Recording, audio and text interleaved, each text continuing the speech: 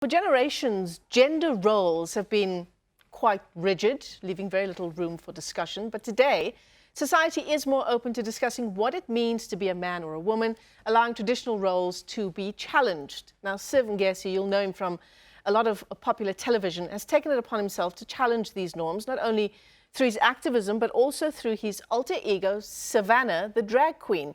And in fact, he joins us now to tell us more about the various issues around gender roles, toxic masculinity, all of those issues in that spectrum. Siv, good morning. It's great to have you with us here on the AM Report. I was actually hoping that we were going to be joined by Sivanna this morning, but Siv will do. Tell us about how this part of your activism came about. It's so amazing that I've received so much credit about this, and it's so weird because there's nowhere in the book that says for you to be drag you need to be a certain sex, like, or gender, you know. So I've always wanted to be in drag. I've always been really excited to be in drag, and I finally got the opportunity. I think a lot of people have loved it and some people have hated it, and I think it's confused a lot of people who've asked me, am I coming out the closet? And I always refuse to answer any questions about my sexuality because I believe it's no one's business, you know? But it's been quite a fascinating 2 weeks of people really discovering and challenging themselves and seeing what people's comments are towards me going into drag. So, Siv, you know, I've actually been following on Twitter just some of the things that you've posted and some of the comments that you've received as well. And part of the criticism that you've received for Sivanna is that it is perhaps performative instead of a real form of activism. What would you say to that? The irony of that the people who have been saying that are gay people who, let's break it down quickly. Gay people who are telling a heterosexual man that he can't wear a dress because it's how? That's what we've been fighting with the LGBT community for tens and tens of years, about letting people do what they want to do. Now, the irony is there are some gay people who are saying, no, you're straight, you can't wear a dress. That is the biggest contradiction in the world. And my answer to them is, I'm here to stay. Sivanna is here to stay. And the community has been so supportive. One person called me the Leon Schuster of activism, which I would be lying if I said that didn't hurt me because I'm a lot more talented than Leon Schuster. But for me, I'm here to stay. The people who know my heart and my missions in this community know exactly why I'm here. Last year at the Feather Awards, which is Africa's biggest LGBTI plus awards, I won Fag Hag of the Year, which is Ally of the Year. One of my proudest moments in my career. I'm here to stay. And to be truthfully honest, you can definitely do drag without being an activist. You can just do drag if you just want to enjoy it. But, you know, for me, I'm a very masculine man. And when I put on a dress, people have more to say.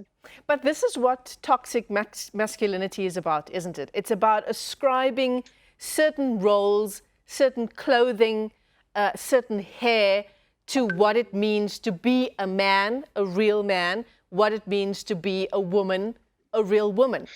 And if you don't fit into that, that's where the criticism comes in. That's where, I mean, if we talk about violence against women in our country, if we talk about the violence against the LGBTIQ plus community in our country and around the world, it stems from what it supposedly means to be a man or a woman. You know, I think that's definitely spot on. What people don't realize, in the last 3 years, I've been going on a bit of a journey of trying to redefine, reimagine and reword what masculinity means to me. Imagine being in your mid-30s and you wake up and you learn that the form of masculinity that you're being taught is wrong. And if you're watching this and you disagree, what we've been taught as men is wrong. I don't care what anyone says. You know what I mean? We've been taught that not crying is the way to go. Not showing emotion is the way you go. Blue is the color. Pink is the bad color. Femininity is bad. And vulnerability is weak, when actually vulnerability is power. And I've just been trying to reinvent it to myself. And, you know, I'm learning. I'm engaging. I must be honest, it's an uncomfortable journey. I painted my nails the other day for about 3 weeks, and you should have seen how people went crazy. But the highlight of my day was I went to pick up one of my godsons. He's 4 years old. And he looked at my red nails and he says, Uncle Siv, your nails are pretty. Yeah. And I was like, it shows you that we get taught that it's bad. Because he sees pretty. Yeah. It's just nice. I'm admiring it just because it's nice. And it's funny that you're actually talking about your 4-year-old. Did you say godson? Yeah. Because I have a 4-year-old son. And, you know, we sort of keep track of developmental milestones in various parts of a child's life as they go through babyhood and then into toddlerhood and so on. And part of what the 4th year of life is about is gender identity. And in fact, yeah, it's very interesting. And one of the things is that boys and girls like to, at this stage of their lives, dress up as the opposite sex. So as much as we're all trying to raise our children as perhaps more gender neutral than our parents did, they are still born with an innate sort of knowledge of what it means to be a boy or a girl. And of course, a lot of that is socialized as well. So how far, I mean, it's a roundabout way of getting to my question, but how far do you want to take this in terms of, you know, people in general being more open to letting their children also explore their own gender identities? You know, people do what they want to do with their kids. Let's be truthfully honest about that. For me, I have kids who are very close to me. Actually, ironically, Musi Mamani, I'm very close with Musi's family. And Musi's daughter said to me, hey, is Uncle Siv coming tonight? And then Musi was like, no. So she says, can Aunt Siv come, please? And you realize that kids are like, nah, bruh, Uncle Siv wears a pants and Uncle Siv wears a dress. Nothing's wrong with it. He's still my Uncle Siv. All I want to show people is that I can wear a dress and I can still go to boxing and get smashed in my face, jump on the rugby field, still knock people over. And then I can still go to pole dancing and swing on the pole and do ballet. Those are the sports that I do. I box, I play rugby, I do pole dancing, I do ballet. That's what I do. It makes me no less of a man. And I said to someone online, actually, ironically, he said, he called me the F word, you know, the F word for calling me a homosexual. And I said to him, I'll still kick your ass in this dress. And he was like, I agree with your statement, and I know it's true. So in that particular second, he realized that, okay, cool. Yeah, he's still a man. And then another thing that I want to admit, which people have said, I mustn't forget that it's a privilege for me to be able to take off my makeup and then be a heterosexual man and be accepted by society. Yeah. Many people walk out of their door and that is their gender, and they walk the entire day and society doesn't take them in. So let me not stand here and sit on a high horse and not realize that it is a privilege for me to be able to take off the makeup and then move into the heterosexual world and just be accepted. People going, oh my goodness, Siv is doing drag. Oh, let's bow down to this man who's breaking.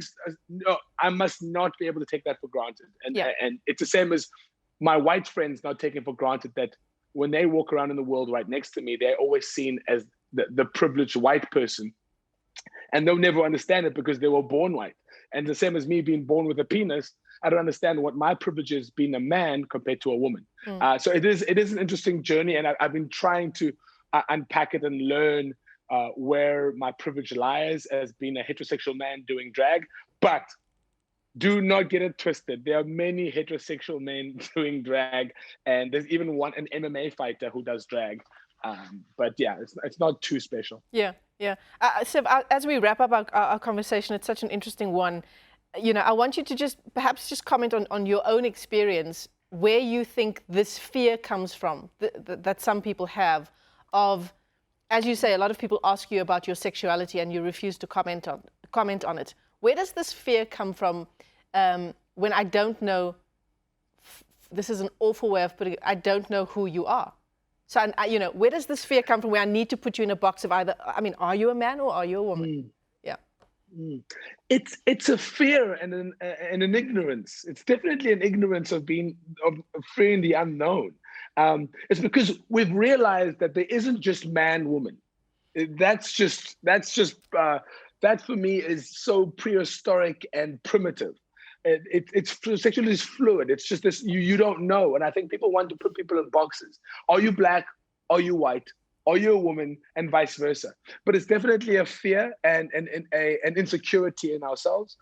I'm a 35-year-old man, and I'm on a journey to rediscover what my true gender and sexuality is, because I've been taught that this is right and this is wrong. So I'm on a journey, and people who want to jump on board can jump on board and do the same kind of discovery. But for the rest of you, it's so unfortunate that you won't take a moment to discover a side of you that you didn't even know was possible. Let me tell you guys, when you put on a dress and high heels, there's something about it. There's an extra bit of confidence that I get that I cannot describe. I cannot stop looking at myself in the mirror when I've got makeup on. But let me tell you, being a woman is very uncomfortable. I'm just telling you, to every woman who's ever been late for a meeting, I got a girl. I understand, girl. I understand, because it takes me 3.5 hours to put on my face and my body. So I get a girl.